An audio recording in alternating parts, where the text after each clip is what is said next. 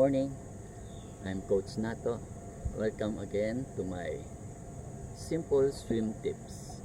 So, ang topic po natin ngayon is how to relax and kick with bubbles. So, pinag-join na natin. Coordination na po yun.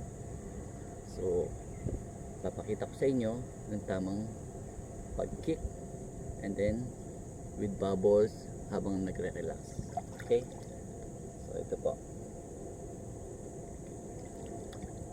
Simple tips lang po ito. Ready? And go. Relax and bubbles.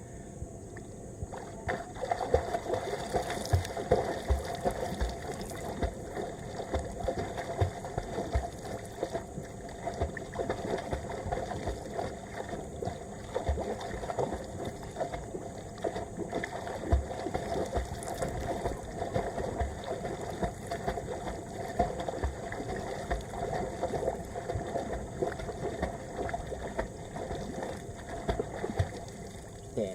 Yan. Ganun lang po ka-easy yun. So, kung kailangan nyo matuto, yun lang po ang gagawin nyo. Magre-relax. Kailangan relax yung body nyo.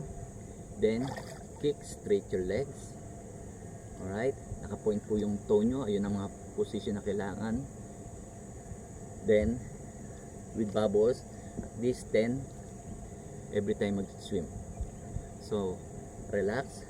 Then nagagawa nyong mag-move ng legs, and also you doing your bubbles to exercise your lungs.